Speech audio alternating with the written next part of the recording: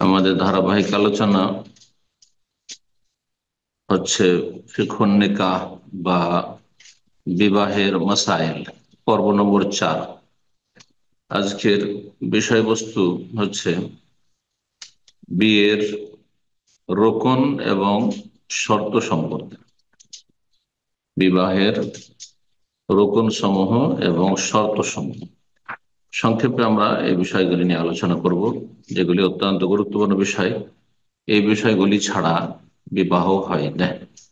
রোকন যা ফরজ, যদি রোকন না থাকে তাহলে সেই আমলটি হয় না, শুদ্ধ হয় না। আর শর্তগুলি হচ্ছে যে কোনো কাজ শুরু করার আগে পূর্ব শর্ত আবশ্যক, ফরজ, সেগুলি না পাওয়া গেলে, কোনো একটি না পাওয়া গেলে সেটাও সম্পন্ন হয় না।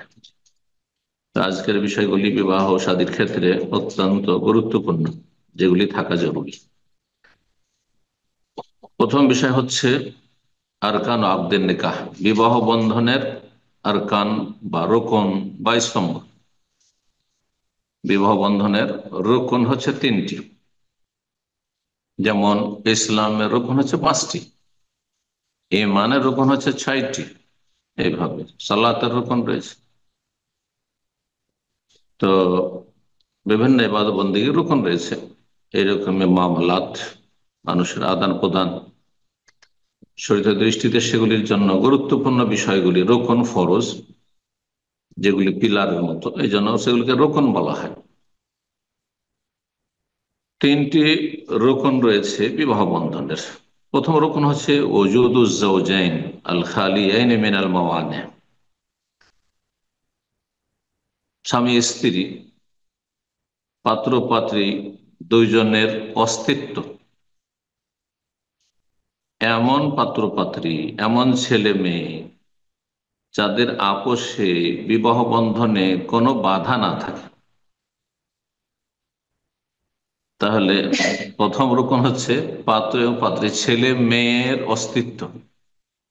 শুধু ছেলে ছেলে, যেমন আজকাল ইহুদি নাসারা ইসলামের শত্রুদের ষড়যন্ত্রের শিকার হয়ে আর ইমান ইসলামের খোলস থেকে বেরিয়ে গিয়ে ছেলে ছেলেতে বিয়ে, মেয়ে মেয়েতে বিয়ে। আউযু বিল্লাহি মিনাশ শাইতানির রাজিম। আল্লাহ হেফাজত করুন মুসলিম উম্মাহর।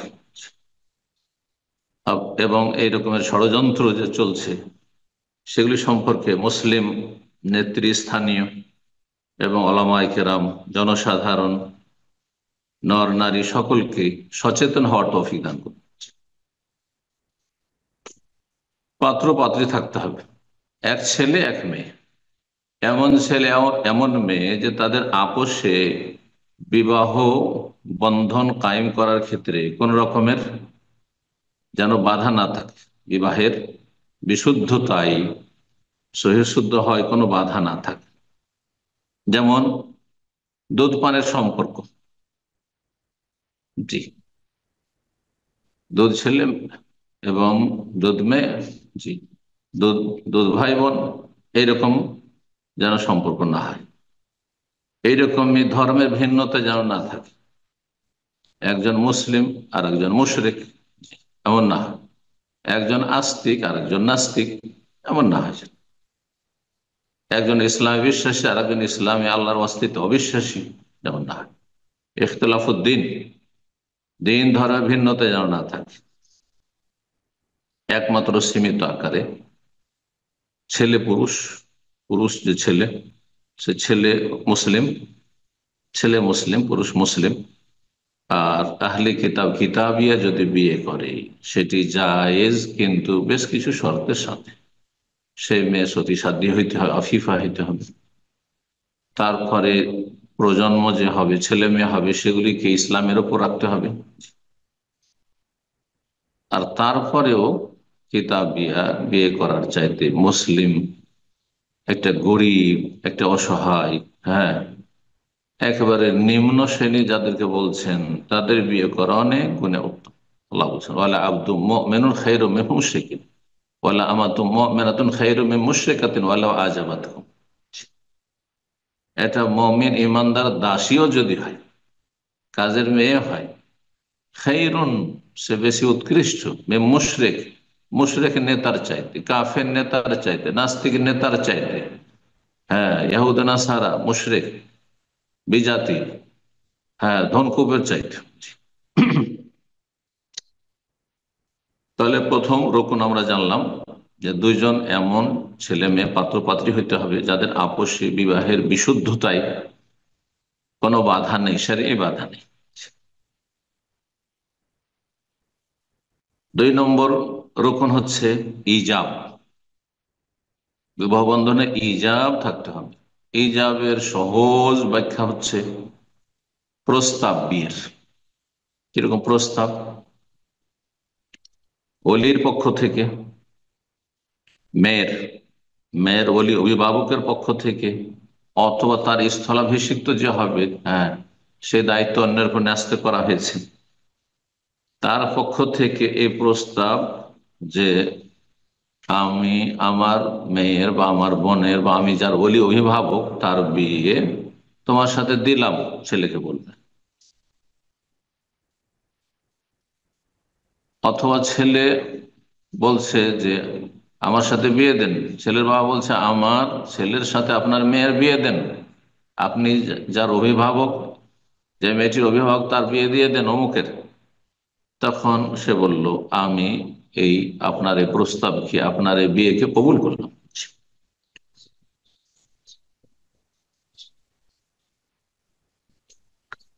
হসুলুল ইজাব, ইজাব থাকতে হবে, প্রস্তাব। বলছে ওহু আল্লাহ লফজ আসাদ ওলি, এ হচ্ছে এমন একটি শব্দ যা ওলি অভিভাবকের পক্ষ থেকে হবে, আও মায়াকু মাকামাহু, অথবা যিনি তার স্থলাভিষিক্ত হবেন, উকিল ওলির। কিন্তু ওলি অভিভাবক থাকতে উকিলের প্রয়োজন নেই।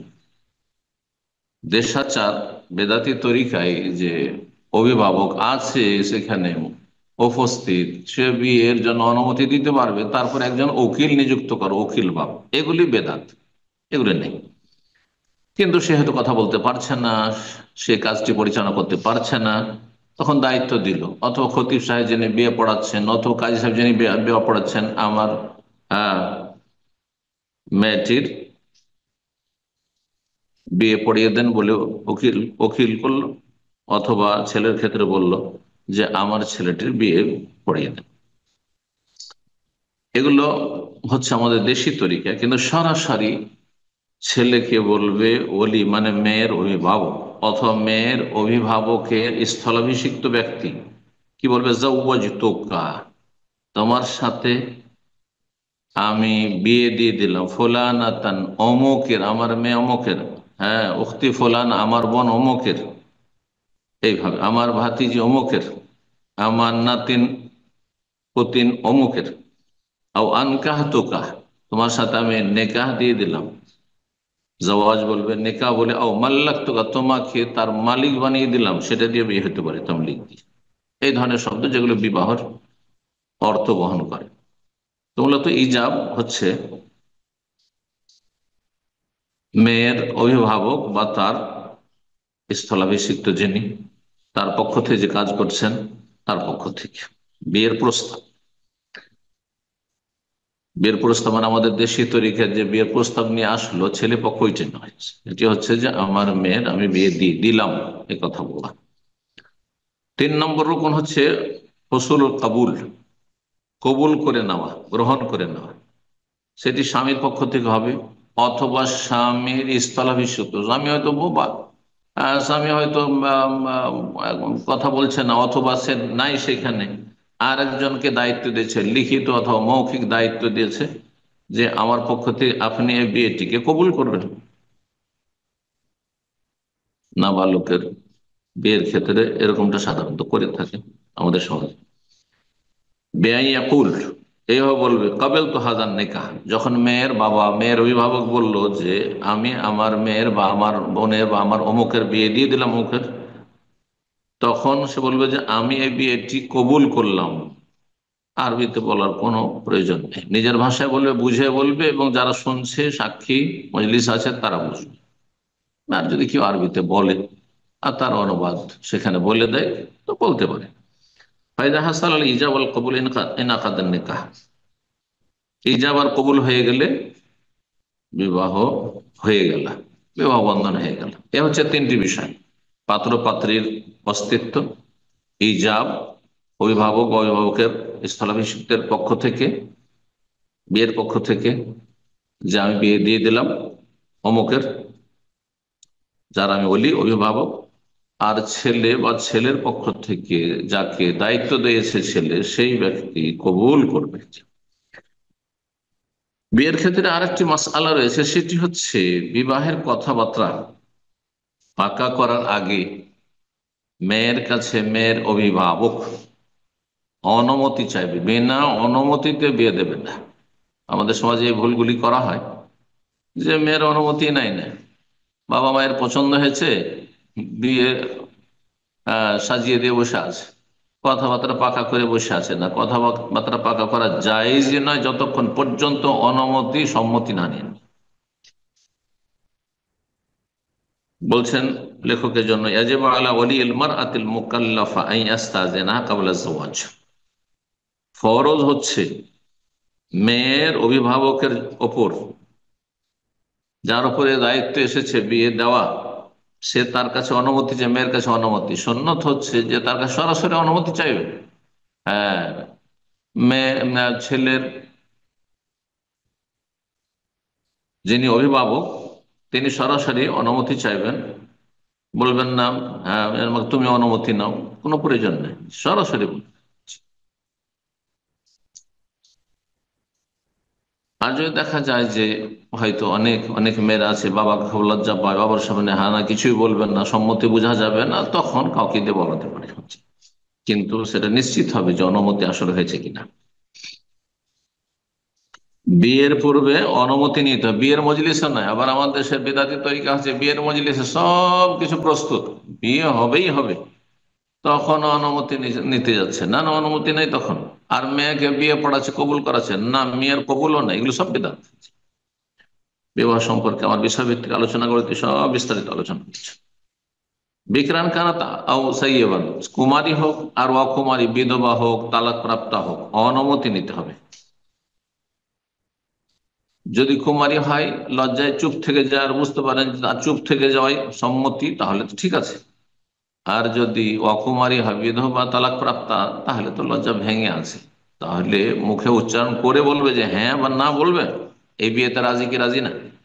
বলে এজুজুল ইজবারুহা আলা মান তাকরাহ, যে ছেলেকে পছন্দ করে না মেয়ে, আর তার বাবা মার খুব পছন্দ, পয়সা দেখে অথবা শিক্ষা শিক্ষা দেখে, হ্যাঁ পশ্চিমা দেশে থাকে, হ্যাঁ ভবিষ্যৎ খুব উজ্জ্বল আছে ভাবছে, জবরদস্তি বিয়ে দিয়ে দিল, জায়েজ নয়, হারাম।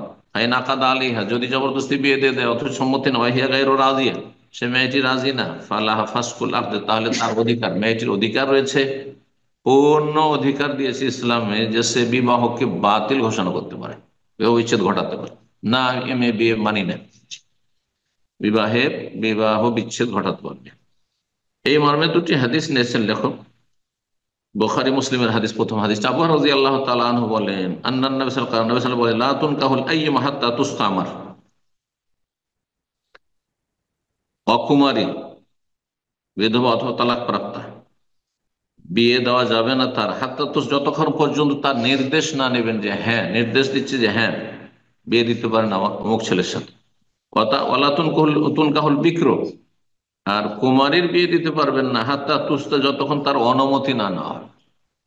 আলু ইয়া রাসূলুল্লাহ, সাহাবীরা বলে হে আল্লাহর রাসূল, কাইফা ইযনুহা, কুমারী তো খুব লজ্জা করে, লজ্জাবতী হয়, হয়তো কথাই বলতে চাইবে না, তাহলে তার এই যে অনুমতি কেমন হবে? কালা আন্তাস কোতা, সে যদি নীরব থেকে যায়, তখন জিজ্ঞাসা করা হলো যে তোমার বিয়ে অমুক জায়গায় অমুক ছেলের সাথে, যার এই গুণাবলী বৈশিষ্ট্য এইরকম, সে এতটা শিক্ষিত, এইরকম এই কাজ করে ইত্যাদি, অথবা ছেলেটিকে দেখিয়ে দেওয়া হলো, এটা বেশি ভালো, আর তাতে চুপ থাকলো, তাহলে অনুমতি হয়ে গেল। সহিহ বুখারী মুসলিম মুত্তাফাক আলাইহি হাদিস। দ্বিতীয় হাদিস, খানসা বিনতে খিদাম আনসারিয়া রাদিয়াল্লাহু তাআলা আনহা বর্ণনা করেছেন, তিনি বলেন, আন্না আবাহা যাওয়াজাহা ইয়া সাইয়্যিব, এই মেয়েটি অকুমারী, বিধবা ছিল বা তালাকপ্রাপ্ত ছিল, তার বাবা তার বিয়ে দিয়েছে, ফাকারিহা যালিক, কিন্তু এই বিয়ে সে পছন্দ করেনি, বিয়েতে সে রাজি ছিল না।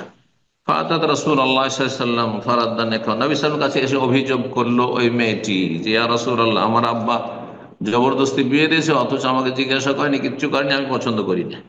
নবী সাল্লাল্লাহু আলাইহি ওয়াসাল্লাম সেই বিয়েকে রেজেক্ট করে দিলেন, প্রত্যাখ্যান করে দিলেন, রদ করে দিলেন। সহিহ বুখারীর হাদিস। এখান থেকে বোঝা যায় ইসলামে নারীদেরকে স্বাধীনতা দেওয়া হয়েছে, কিন্তু দুনিয়ার যে কোনো বিষয়, রাষ্ট্রীয় বিষয়, আন্তর্জাতিক বিষয়, বাকশক্তির বিষয়, হ্যাঁ, তারপরে আপনার সমস্ত রকমের যে সব অধিকার রয়েছে, সেসব অধিকার সীমাহীন নেই। সবগুলিতে একটা সীমা রয়েছে, বাকশক্তির একটা সীমা রয়েছে, তার অধিকারের। এইরকমই নারী স্বাধীনতার একটা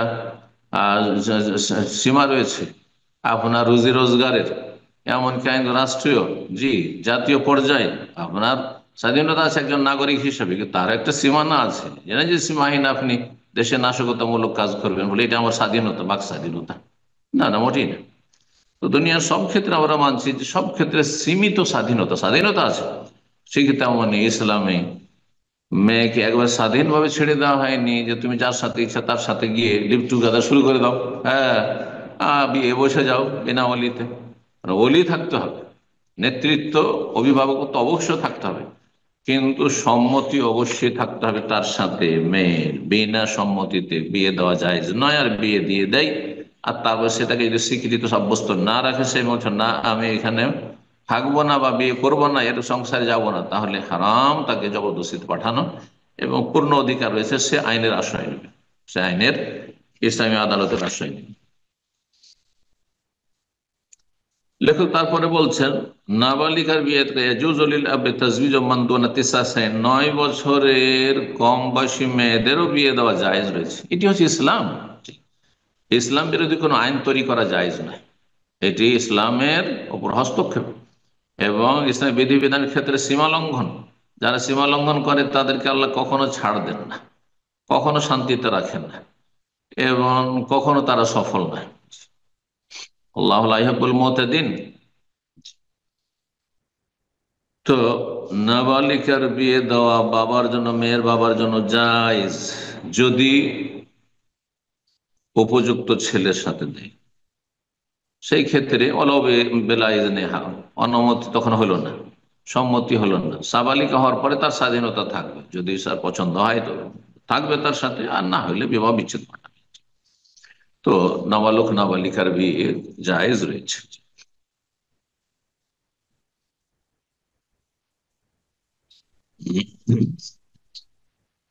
তারপরে আর একটি বিষয় আলোচনা করেছেন লেখক, তা হচ্ছে বিবাহের খুতবা। বিবাহের খুতবা আমাদের সমাজে মনে করা হয় যে এটি একটি ফরজ কাজ। লেখক বলছেন, ইয়াস্তাহিব্বু আন ইয়াখতুবাল আকিদু ক্বাবলা আল আকদি। বিবাহ বন্ধনের পূর্বে যিনি বিবাহ বন্ধনে আবদ্ধ হবেন তিনি খুতবা পড়বেন, এটি হচ্ছে মুস্তাহাব। ছেলেই খুতবা পড়বে, কিন্তু আজকালকার জামানায় ছেলে খুতবা পড়তে অযোগ্য, যার অন্যকে দিয়ে খুতবা পড়ানো হয়। তো সুন্নতি তরিকা যে ছেলে বিয়ে করছে সেই খুতবা পড়বে, আর একজন খতিব ডেকে নিয়ে আসতে হবে, মোল্লা হুজুর আলেম ডেকে নিয়ে আসতে হবে, তাকে দিয়ে খুতবা পড়াইতে হবে। এটা যখন অপারগ, তখন করবে। আসল হচ্ছে যিনি বিয়ে করছেন যে ছেলে, তিনি খুতবা পড়বেন, আর খুতবা সুন্নতি। যেমন জুমার খুতবায় রয়েছে খুতবা, এইরকম বিবাহের খুতবা, ইন্নাল হামদুলিল্লাহ নাহমাদুহু ওয়া নাস্তাঈনুহু ওয়া নাস্তাগফিরুহ, এই যে, আর তার সাথে 3টি আয়াত কোরআন কারীমের, যে আয়াতগুলিতে তাকওয়ার কথা বিশেষভাবে বারবার করে এসেছে। কারণ তাকওয়াই মানুষের জীবনকে সুষ্ঠুভাবে পরিচালিত করে, দাম্পত্য জীবনকে সুখময় করতে পারে। আল্লাহ ভীরুতা যদি ছেলের মধ্যে থাকে, আল্লাহ ভীরুতা যদি মেয়ের মধ্যে থাকে, পাত্র পাত্রী যদি আল্লাহকে ভয় করে একে অপরের হক যথাযথ আদায় করবে, অবশ্যই যখন আল্লাহকে ভয় করে, কারো হক নষ্ট করবে না। হ্যাঁ, আর স্বামীর পরিবারের হক নষ্ট করবেন না, আর তারপরে স্ত্রীর পরিবারের হক নষ্ট, কেউ কারো হক নষ্ট করবে না। এই জন্য তাকওয়ার আয়াতগুলি বিশেষভাবে খুতবাতুল হাজাতে পাঠ করে। এইরকমের যে কোনো দিনই আলোচনা, দিনই বক্তব্য, জুমার খুতবা, ঈদের খুতবা, খুতবা পড়ছেন, বক্তব্য, বক্তব্যতে ফায়দা কখন হবে? যখন আপনি আল্লাহকে ভয় করবেন আর দিনের জ্ঞান অর্জন করে গুনাহ থেকে, পাপ থেকে বেঁচে থাকবেন, আপনি তা কমানে বেঁচে থাকবেন। এই জন্য তাকওয়ার আয়াতগুলি বিশেষভাবে সুন্নতি খুতবাতে, খুতবাতুল হাজা, যে কোনো প্রয়োজনে মুসলিমরা পাঠ করে। বিবাহের মোবারকবাদ দেওয়া, এটিও সুন্নত মুস্তাহাব। কেউ বিয়ে করেছে বা বিয়ের সংবাদ পেলেন, তাহলে তাকে মোবারকবাদ দেবেন। আজকাল সোশ্যাল মিডিয়ার মাধ্যমে হতে পারে, অথবা সরাসরি দেখা হলে সরাসরি হতে পারে, জি, যে কোনো ভাবে হতে পারে। আবু হুরায়রা রাদিয়াল্লাহু তাআলা আনহু থেকে বর্ণিত হাদিস রয়েছে, নবী সাল্লাল্লাহু আলাইহি ওয়াসাল্লাম সম্পর্কে বলেন, কানা ইযা রাফা, নবী সাল্লাল্লাহু আলাইহি সাল্লাম যখন বিবাহ বন্ধন করে দিতেন, বলতেন বারাকাল্লাহু লাকুম ওয়া বারাকা আলাইকুম ওয়া জামা বাইনাকুমা ফি খাইর। বিবাহের যখন মোবারকবাদ দিতেন, ইযা রাফা, বিবাহ করেছেন, এই নয় যে নবী সাল্লাল্লাহু কাছে সাহাবীরা বিয়ে পড়াবার জন্য নিয়ে আসতেন, নবী সাল্লাল্লাহু আলাইহি ওয়াসাল্লাম বিয়ে পড়াইতেন না। কখনো কখনো তো সামনে আসলো, বিয়ে করিয়ে দিলেন, কিন্তু তারা নিজেরাই বিয়ে করেছে। আর তারপরে তাদেরকে যখন মোবারকবাদ দোয়া দিতেন বরকতের, তখন বারাকাল্লাহু লাকুম বা বারাকাল্লাহু লাকা, আল্লাহ তোমাদের মাঝে বরকত দান করুন দাম্পত্য জীবনে, পাত্র পাত্রীকে সম্বোধন, বারাক আলাইকুম, বারাক আলাইকুমা, দ্বিবচন দিয়ে বলতে পারেন, যেমন হাদিসে রয়েছে। আর আপনাদের প্রতি আল্লাহ বরকত নাযিল করুন, বা জামা বাইনাকুম ফি খাইর, আর আপনাদের মাঝে বা তোমাদের মাঝে আল্লাহর কল্যাণের সাথে দাম্পত্য জীবনে সমন্বয় করে দিন বা একত্রিত রাখুন। হাদিস আবু দাউদ ইবনে মাজাহ রয়েছে, হাদিসটি সহিহ।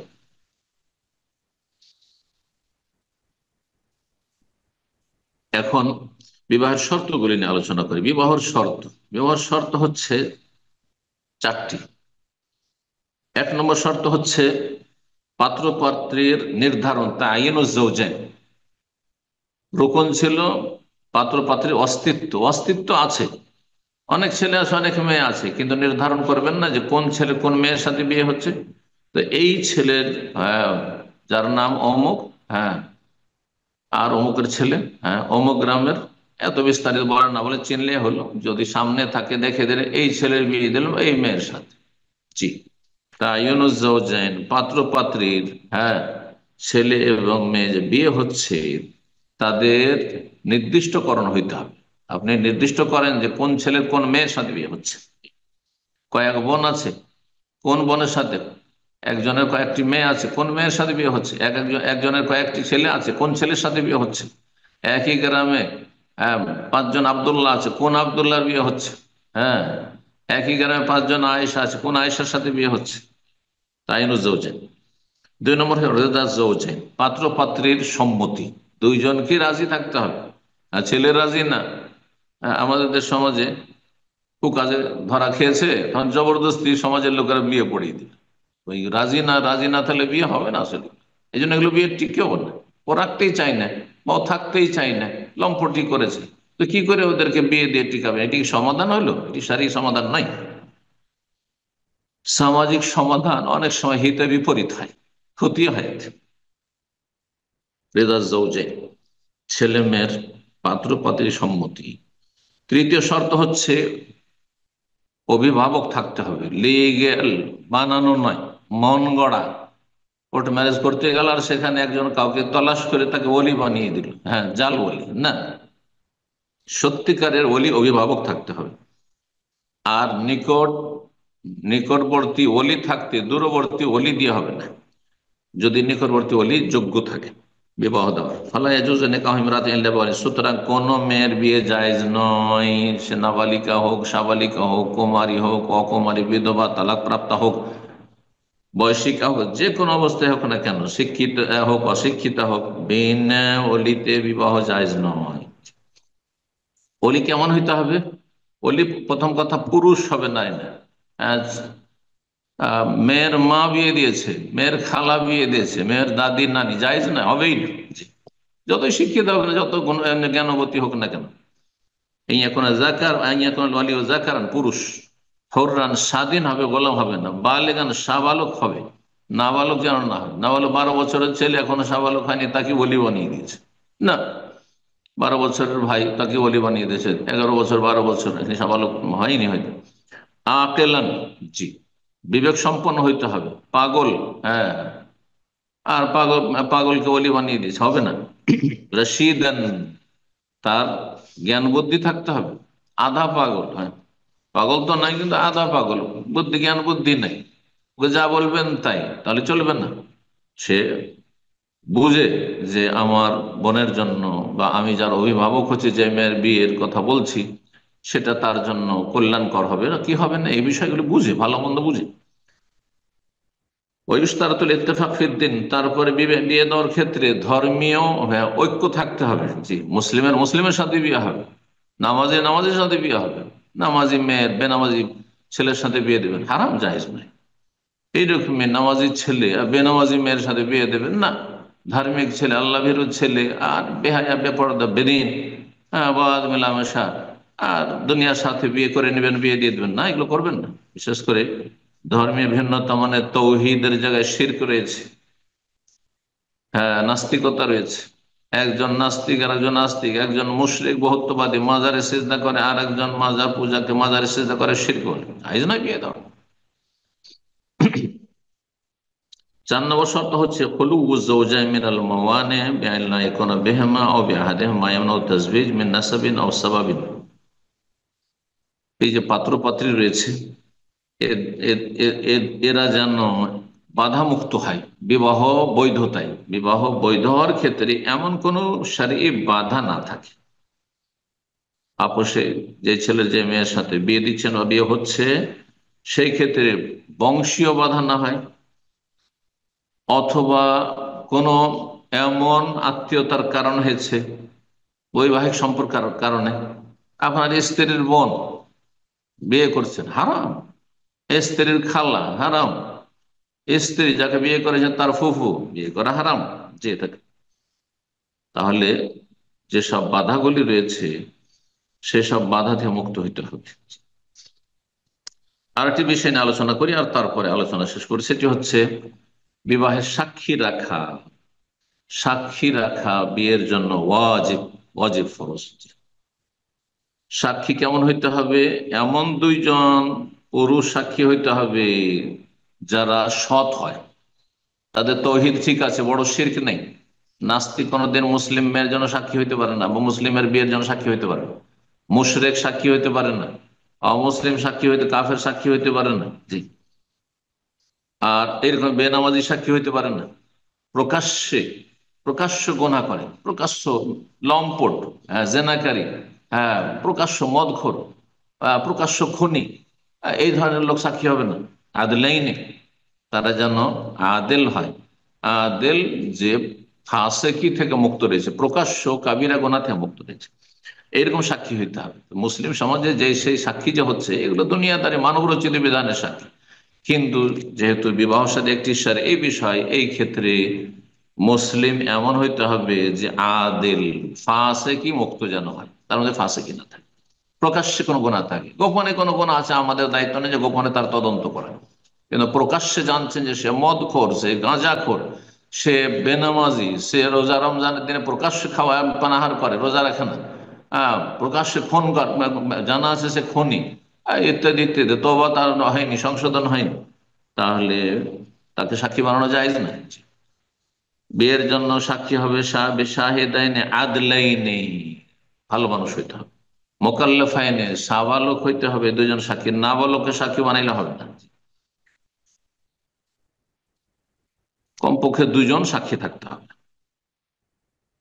আর যদি মজলিসে বিয়ে হয়, মজলিসে সবাই সাক্ষী, তার মধ্যে 2জনকে নির্ধারণ করেন, তাহলে ভালো। আজকাল যেহেতু কাগজে কলমে আপনার লেখাপড়া রেজিস্ট্রেশন হচ্ছে বিয়ের, সেই জন্য নির্ধারণ অবশ্যই করতে হচ্ছে। কিন্তু রেজিস্ট্রেশন ফরজ কাজ নয়। রেজিস্ট্রেশন এটা নিরাপত্তার জন্য, সুরক্ষার জন্য, এটি সে পাত্র পাত্রীর কল্যাণের জন্য, মাসলাহাতের জন্য করা হচ্ছে। তো একসময় আমাদের, আজকে থেকে 20 বছর 30 বছর আগে যেসব বিয়ে শাদীগুলো, অধিকাংশই এগুলো বিবাহ রেজিস্ট্রেশন হতো না, মৌখিক বিবাহ শাদী হতো। সমাজের লোকেরা জানতো যে হ্যাঁ বিয়ে হইল। এই ক্ষেত্রে সর্বনিম্ন 2জন সাক্ষী থাকতে হবে। বলছে ওয়াইদা কানান নিকাহু মুওলান মাশহুদান আলাইহি মিন ইসনি ফাহাযা কামালু। যদি 2জন সাক্ষী আছে আর তার সাথে মজলিস ভরা লোকজন আছে, তাহলে এইটা হচ্ছে পূর্ণতা, যে সবাই গ্রামের লোক জানলো, এলাকার লোক জানলো যে অমুকের ছেলের অমুকের মেয়ের সাথে বিয়ে হলো। তাহলে ওই মেয়েটিকে নিয়ে কখনো ছেলেটা যদি কোথাও রাস্তাঘাটে চলাফেরা করে, তাহলে মানুষ কেউ তাকে অভিযুক্ত করবে না, বা আহ, এই ক্ষেত্রে তাদের কোনো রকমের আশঙ্কা নেই। না হলে মানুষ ভাববে অনেক সময় যে হয়তো বেগানা মেয়েকে নিয়ে চলাফেরা করছে, ধরে কেউ, তাহলে সেটা বিপদ নিয়ে আসতে পারে। জি। ওয়াইন কানা মৌলানা বেদুনে শাহেদান ও মাসুদান আলী বেদুনে এলান ফাহুয়া সাহিহ, যদি এলান ঘোষণা হয়ে থাকে বিয়ের, নবী সাল্লাল্লাহু আলাইহি ওয়াসাল্লাম বলছেন আলেন নিকাহ, বিবাহের এলান কর, ঘোষণা কর, দুইজন সাক্ষী নির্ধারণ করলেন না, তাও জায়েজ, অসুবিধা নেই। কারণ সবাই জানছে যে বিয়ে হলো, মজলিসের লোকজন দেখলো যে বিয়ে হলো, ওরা সবাই সাক্ষী দিল।